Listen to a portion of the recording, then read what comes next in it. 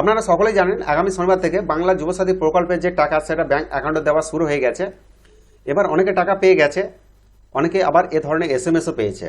কিন্তু কি হয়েছে, অনেকে ব্যাংক অ্যাকাউন্টে টাকাও পায়নি আর এ ধরনের এসএমএসটাও পায়নি। তাহলে তাদের কি হবে? তারা কি টাকা পাবে না, না তারা এসএমএস পাবে না? অবশ্যই পাবে। আমি বলি কারা টাকা পেয়েছে এবং কারা এসএমএস পেয়েছে। দেখুন, যখন এই বাংলা যুবসাথী পোর্টালকে লঞ্চ করা হয়, সেই লঞ্চের টাইমে মানে প্রথম যখন সার্ভার প্রবলেম ছিল, কাজ করতে অসুবিধা হচ্ছিল, সেই টাইমে যারা অ্যাপ্লিকেশন করতে পেরেছিলেন তাদের সবার ব্যাংক অ্যাকাউন্টে টাকা এসেছে এবং এসএমএসটাও পেয়েছে। কিন্তু যারা অফলাইনে জমা দিয়েছেন তাদের ডকুমেন্টস যতক্ষণ পর্যন্ত ডিজিটালি না করা হচ্ছে বা ডকুমেন্টসগুলোকে আপলোড না করা হচ্ছে বা এন্ট্রি না করা হচ্ছে, ততক্ষণ পর্যন্ত কিন্তু আপনারা এসএমএসও পাবেন না এবং ব্যাংক অ্যাকাউন্টে টাকাটাও পাবেন না।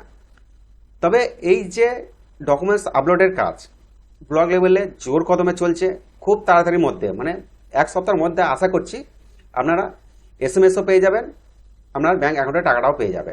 তো যারা অফলাইনে ডকুমেন্টস জমা করেছেন তারা যদি স্ট্যাটাসও চেক করতে চায়, স্ট্যাটাস কিন্তু চেক করতে পারবে না। তো আমি দেখাচ্ছি স্ট্যাটাস কেন চেক করতে পারবে না। তো অ্যাপ্লিকেশন স্ট্যাটাসে আমরা যখনই যাব, দেখুন এ ধরনের অপশান আসবে। এ ধরনের অপশান আসার পর চেক স্ট্যাটাস এই অপশানে চলে আসবো। তো এই অপশানে আসার পর একটা পপআপ মেসেজ আমাদেরকে দিচ্ছে, ইরর মেসেজ, যেটাকে update status will be made available soon, please visit again, thank you. মানে এখন পর্যন্ত স্ট্যাটাস চেক করার জন্য যে পোর্টাল সেটাকে সঠিকভাবে কাজ করতে দেওয়া হচ্ছে না, মানে কাজ করছে না। তো খুব শীঘ্রের মধ্যে এই যে স্ট্যাটাস সেটাকে চেক করা যাবে। তো যারা এখনো মধ্যে এসএমএস পাননি বা টাকা পাননি, ঘাবড়ানোর কিছু নেই।